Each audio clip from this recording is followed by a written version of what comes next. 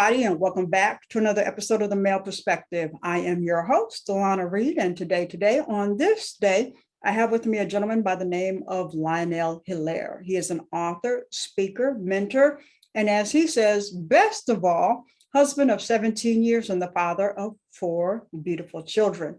Looking forward to hearing everything that is the awesomeness and amazingness called his life. But first and foremost, as I always do, I take a quick moment to pause.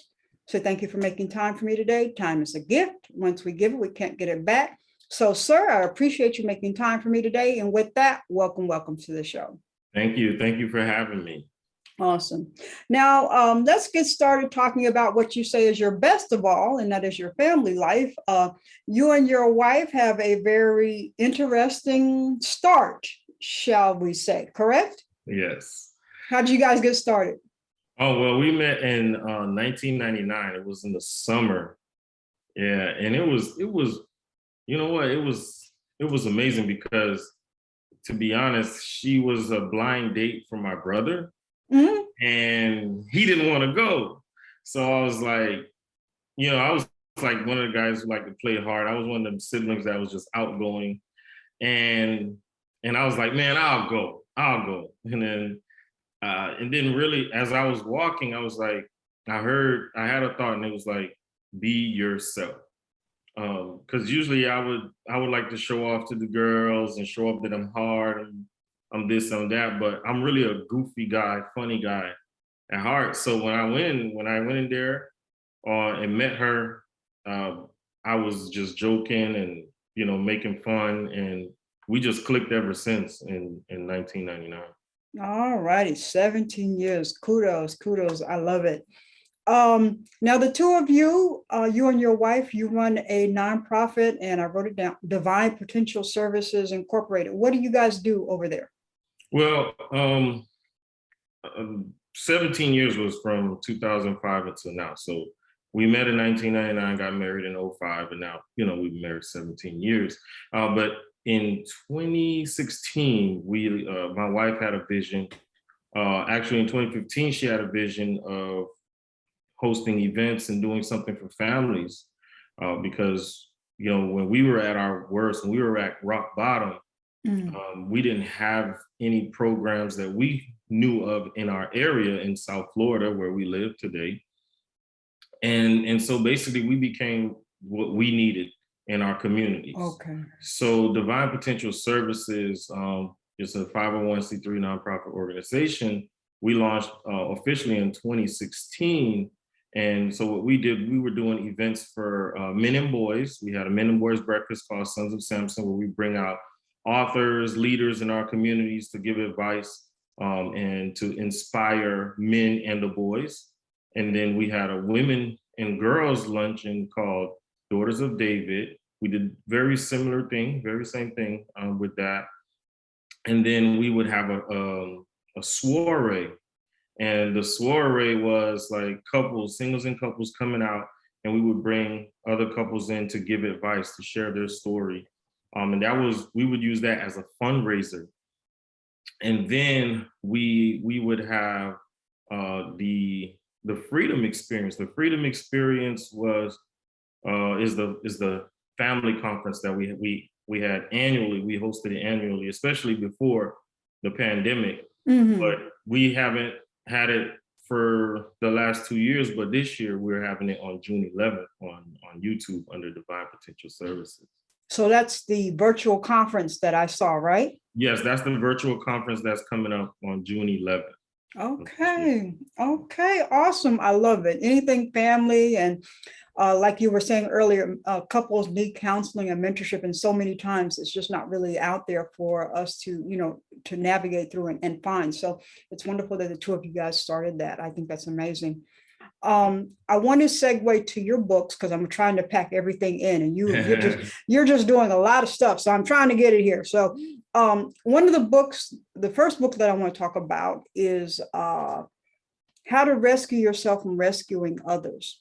Wow. And the title lends itself, or I'm going to assume, and sometimes they say we get in trouble when we assume, but I'm going to assume that at some point in your life you had a problem with people pleasing from what the title suggests. Is that correct? Yeah, you're on it like 100%. And it was amazing. Like it was, I think I forgot what year it was. I think it was 2015.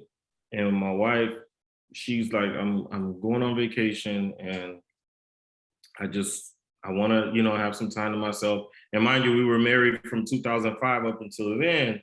For 10 years, we had not separated. We had 4 children. We had not separated for more than one day, more than 3 days. Mhm. And she said, I'm taking a vacation. I didn't really take her serious. I was like, okay, no problem. Oh, good, whatever. And when my wife left, she went on vacation, and I felt like I lost control of something. Oh, wow. And the next day, I'm walking and I walk into the bathroom with tears rolling down my face. And it's like I feel empty, broken. I feel like I lost control.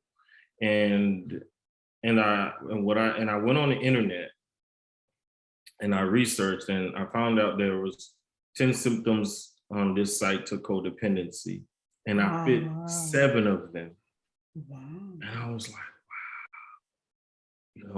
I struggle with codependency. And all this time, I'm thinking I love my wife. I'm always on her, and I paid attention when I think back. Like I saw that how my wife would like kind of push me away a little bit because I was always all over her, and I'm thinking I'm in love, But not only was I in love, I was doing it a little overboard, right? Mm-hmm. When I think back. And then I went on this journey to help heal myself. And then I discovered that most couples, especially in our culture, struggle with codependency. Mm-hmm.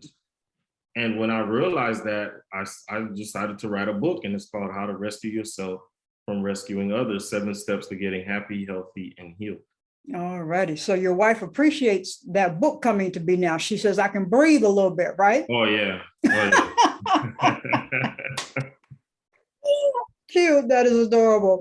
Now, let me go to the next book because, like I said, I'm on short time here. The next book I saw was Cultivate Your Calling. Even in crisis, men can walk in their true identity, discover purpose, and monetize their gift. But I was reading a quote on the blurb about the book, and it says, the greatest enemy of a male is him lacking understanding and not living out his calling. So I wonder, for you personally, the Lionel that I see now, was there a time in your life where you were just kind of stumbling around and you weren't walking in your calling? Many years. Oh. And what happened was, during those years, I was just doing what society said to do. Take care of your family, go to work, get a job, and just do your thing. Mm-hmm. And for many years on the job, I would be depressed. I would feel like I'm not fulfilled. I didn't feel fulfilled. And even after Divine Potential Services, after we launched it, I enjoyed doing it. I loved it. But when the pandemic happened, we had to take a back seat. We had to go and try to figure out what to do next and how to do things virtually, because we were kind of old school. We were doing things in person. And one day on March 29th of 2020, I was laying in the bed and I'm like, I'm in my bed praying. I'm like, Lord, give me an assignment, give me something to do. Because I was one of them kids, if you didn't give me something to do, I get in trouble. And I was like, I'm an adult now and I don't need no trouble. I want to, I just want to enjoy my life, but I want to do something meaningful. Mm-hmm. Even after writing How to Rescue Yourself from Rescuing Others, that was more like a hobby to me at first. I just wanted to inspire and empower people. So, and then one day my oldest daughter, Kyla, was she 18 at the time? She was 18 or 19. She burst in my room. She said, Dad, I gotta go to the hospital. And she's rubbing her eyes. And I'm thinking, Okay, she ate something again and she's got an allergy Mhm. and she broke out, right? And she's like, Tyrell has been shot. And Tyrell was her boyfriend over the past 2 or 3 years. Wow. He was shot, and my wife and I said, he'll be all right. And I asked, you want me to take you to the hospital? She's like, no, I'll drive. And I said, well, we're gonna stay back here, we're gonna pray. He should be all right. So around 2 a.m., my daughter Kyla calls my wife's phone, Sierra's phone, and I'm looking at it. I'm looking at the call ID. I see her calling. I say, I'm not picking this up. Mm. My wife picked up, and Kyla said, Tyrell has passed. Oh. And instead of Kyla planning a wedding, which she thought she was going to plan, she planned a funeral. Mm-mm-mm. And I laid in that bed that night, and I believe I heard the voice of God literally say to me, I want you to focus on the men. Mm. And I said, well, what are 3 areas in my life and 3 areas in a man's life where he needs help? And I realized the 3 areas in my life was in my personal life, in my relationship, and in my career. Those are the 3 areas. So I wrote the book in like 30 days, but published it months later because that process sometimes can take a while. Mm-hmm. And I published Cultivate Your Calling. Let me see right here. There we go. Your Calling. Yeah, and that's the book here. And it's interactive. The male can write in there and I help him discover his purpose. And I leave a lot of resources in here for the male to really help jumpstart his life or restart it.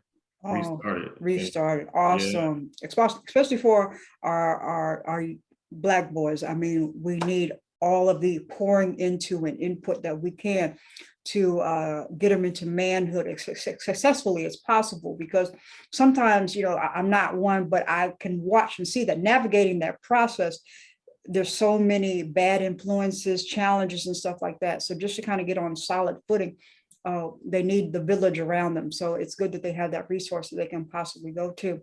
I was reading a couple of the chapters in that book, and one of them is called the shiny object syndrome. And I was just I said that to somebody a week ago, but for you, what is the shiny object syndrome?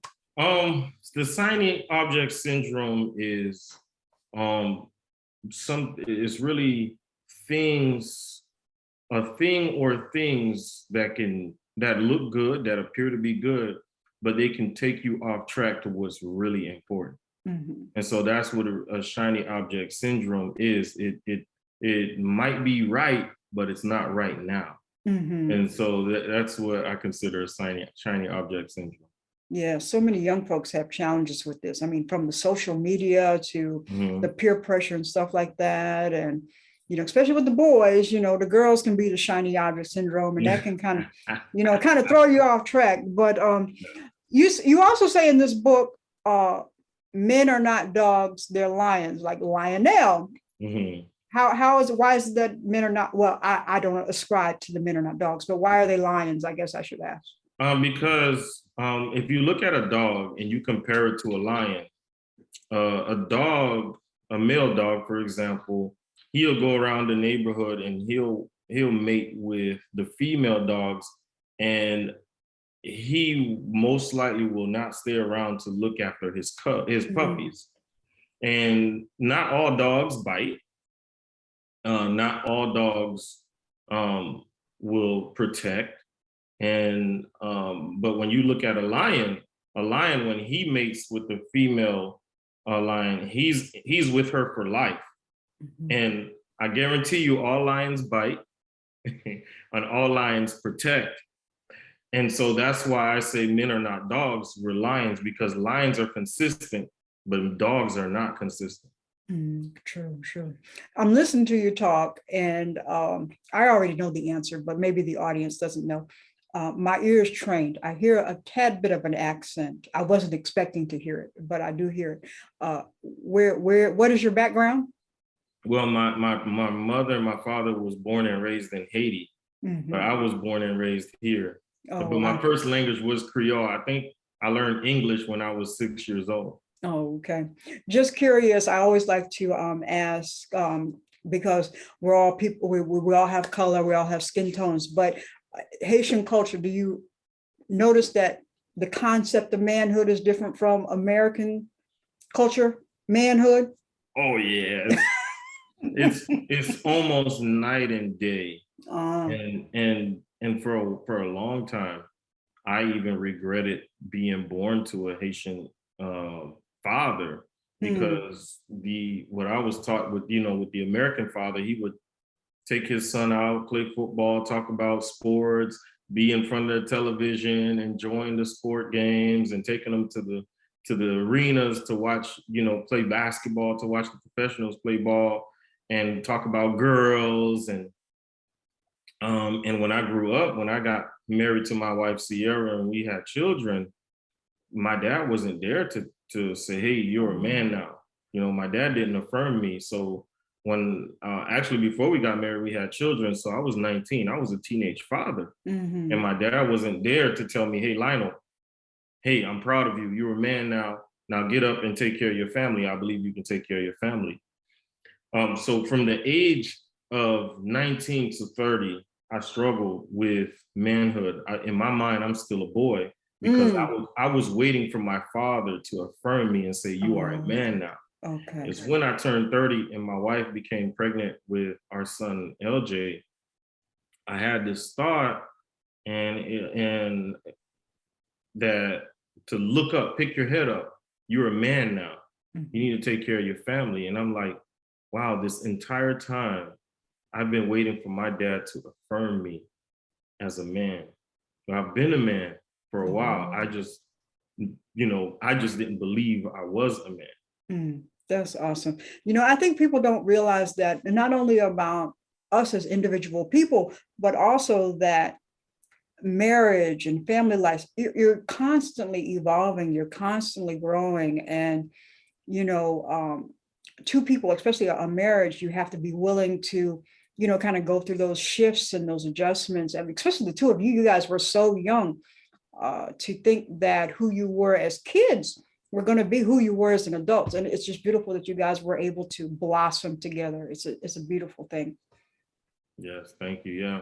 Awesome. Now, go kind of piggybacking on what you said. I was reading your blog, and one of your blog entries said, "When I become something," I'm paraphrasing. "When I become a father, I'm going to be the best dad in the world. Hmm. My kids are not going to have to go through Oh, what I went through." But to add another layer to that, as I was getting ready for today's show, I was on your Instagram scrolling, and I came across a clip of you doing karaoke and performing Michael Jackson. oh my God.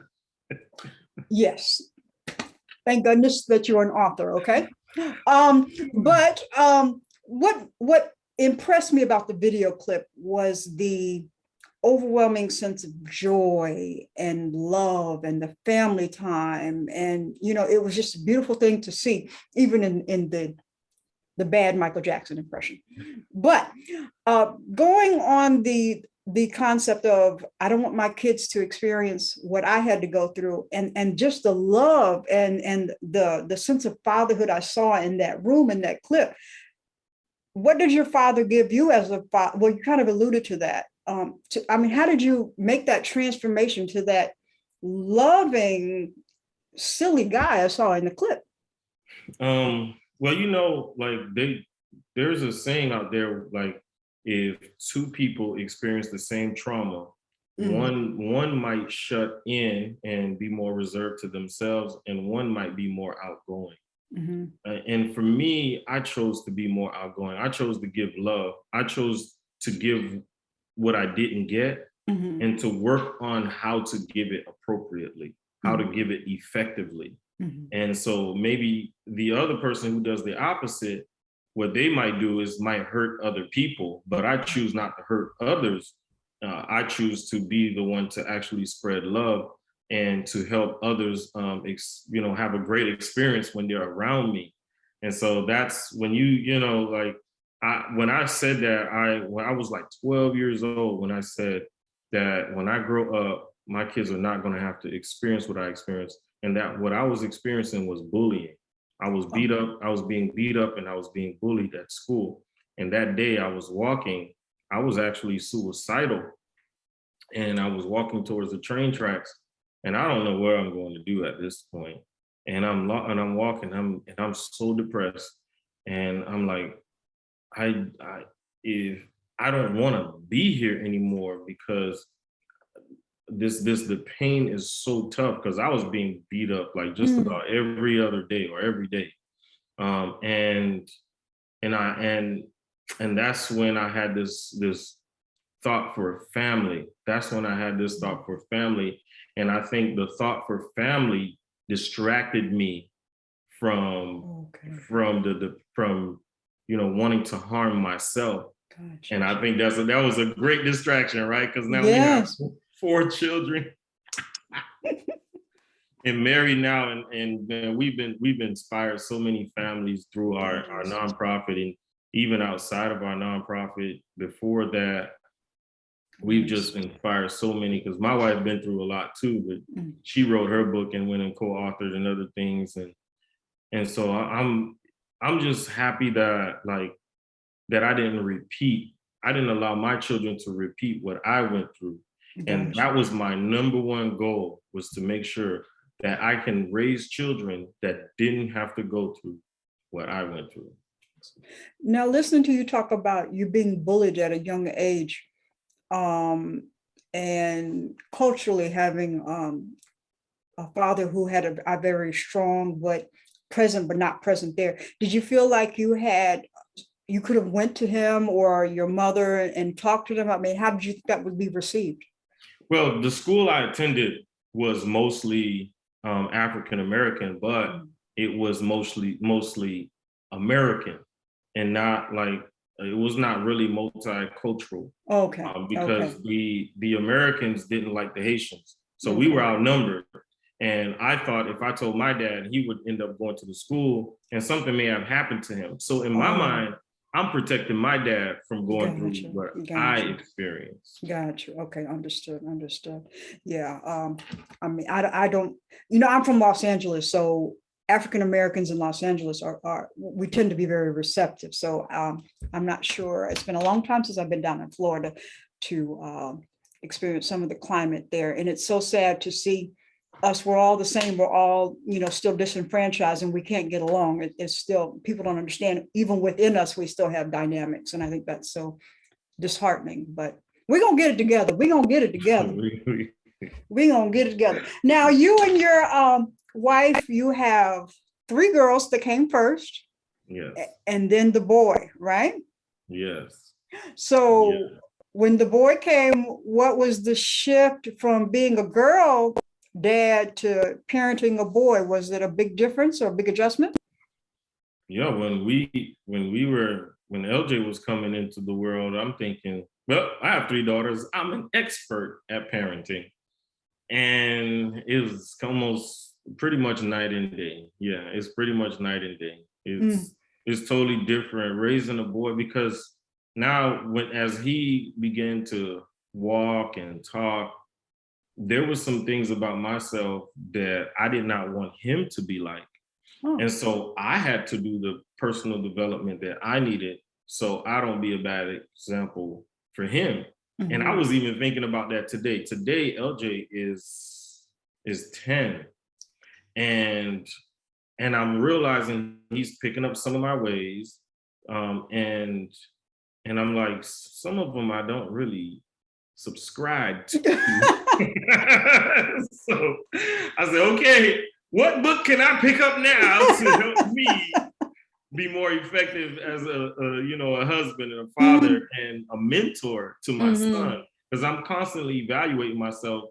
I've been doing that most of my life, but this part of my life, I choose not to beat myself up. I choose to encourage myself and not be like, beat myself up and say, oh man, you're stupid, or or you should have never done that. But I acknowledge my mistakes now, and I ask myself, what can I do now so I can be consistent in doing, so I don't repeat this again.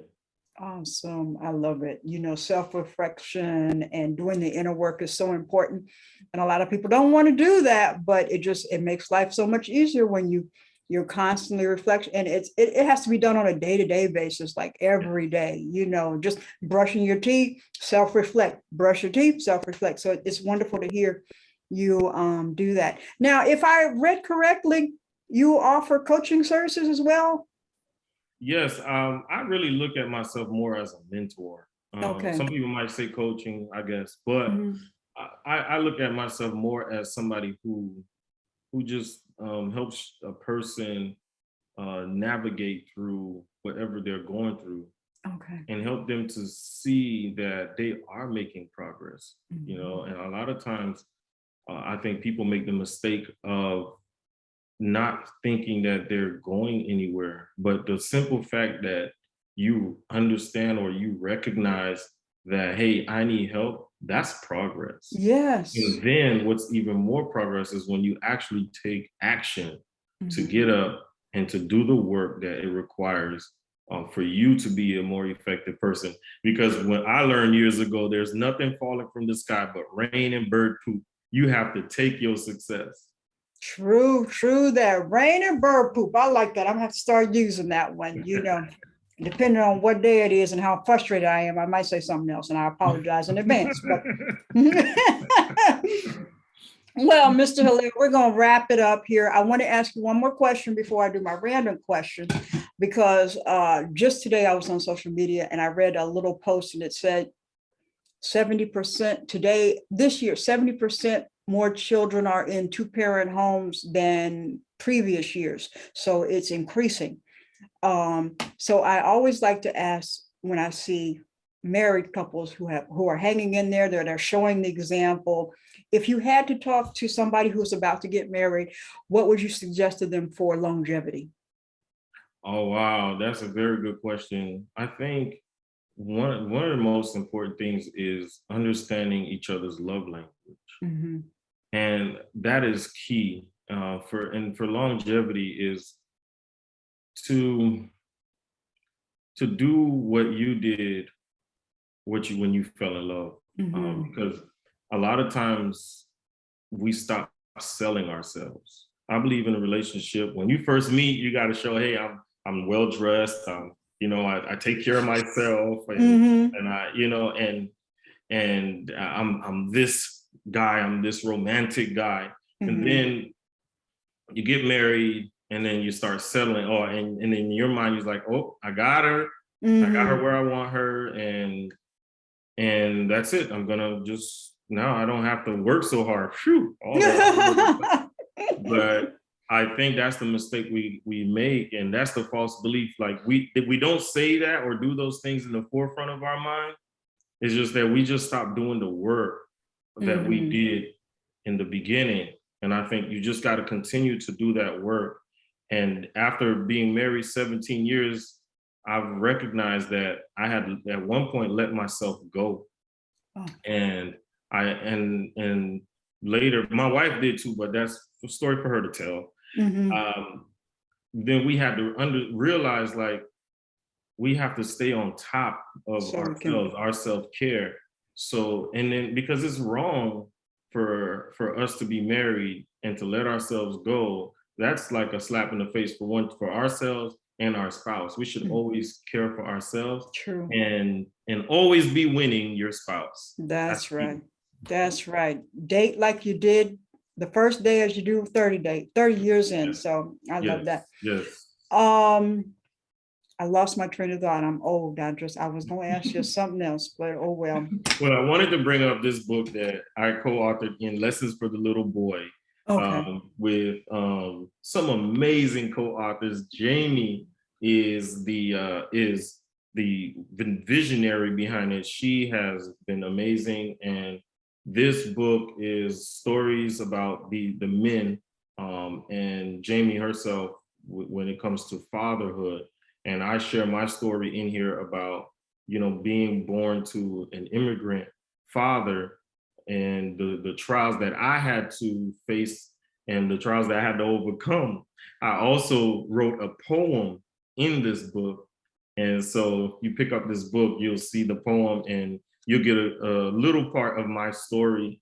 But my other stories, my full length of my stories is in Cultivate Your Calling. But I was so happy to be with a group of some successful men. That's amazing when you understand who these when guys you are. have, yeah, when you have that circle. That was great. Yes. Awesome. Awesome. I love it to see all the guys come together. I'm really a firm advocate of men coming together collectively and kind of shining and having space where you guys can, you know, beat on your chest and be men together. I think it's, oh, I remembered now. I remember now. Thank you for that. So going back to what you said, now that you've evolved and grown and you and your wife are in this wonderful space now and everything's all together, she can go on a vacation and you won't melt down now? No, I mean, we're still evolving. But yeah, no, I won't break down. I might check on her here and there, but that's what I'm supposed to do. You know, but yeah, it's fine now, I think, and we're in a much better and much healthier place. You know, awesome. You know, people, they want to. I don't have a problem with being happy, but I think you have to focus on being healthy because happy can fluctuate like a roller coaster. But if you maintain being healthy, then you can be more consistent in being happy. So the key is for us is to remain healthy, to focus, to look at our lives, evaluate ourselves daily and say, how can I remain healthy today for a better me for tomorrow? Awesome. I love it. I love it. And I just love to see Black folks having long, healthy marriages because the society tries to tell us that we can't do it, that we're not doing it. So anytime I see us doing it, I like to spotlight y'all. So you and the missus, I mean, I just love what you guys are doing, raising the family. I love it all. You're amazing, amazing, amazing, awesome. So I want to ask you my random question. All right. And then I'm going to ask you to let us know how we pick up all the books that we talked about today, connect with your wife. So now that the conference is virtual, anybody across the nation can attend, right? Okay. Yes. All right. All right. So let me do this and then let's see what we've got here. Oh, well, we know it's not going to be a Michael Jackson impression. So let's see what we've got. What superpower would you want to have? Oh, wow. What superpower I would want to have? The superpower I would want to have is to be able to be strong enough to protect every vulnerable child on this planet. Awesome. I love it. That's beautiful. That is truly beautiful. I can see that kind of coming in from the bullying and not wanting a child to experience that. And then the whole fatherhood and I can see it all building together. Awesome.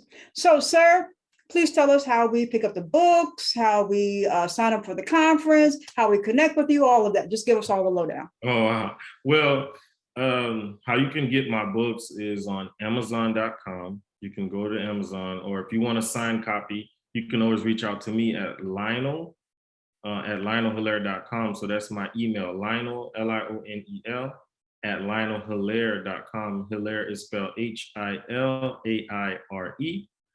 And to the conference is, you can email me for that as well. But I'm on Facebook as Lionel Hilaire, Instagram, same thing. And you connect with me there, and then you'll see all my stories about the relationship, our relationship, me and my wife, and you see our beautiful family, how we've evolved. I've taken so many pictures over the years, and yeah, that's how you can connect with me and get some of my books. Awesome. Awesome. Well, I wish you and the wife, you guys started so young, so I can't say 50 years. I got to say like 80 years or something like that. So, you know, I wish you guys another 80 years of bliss and, you know, just keep on setting the example. Like I said, so many times society likes to say Black folks can't stay married. So I'll be like, no, the Hilaire's are doing it. So I don't even know what. So, yeah. So and we ain't going nowhere. That's right. That's right. I love you guys both. So just kudos to you. Keep up doing the amazing work. And I am so impressed. I am so proud from little old me. So great. Awesome. Well, everybody, that is all for this week's episode of The Male Perspective. I am your host, Lana Reid, and I will see everybody next time.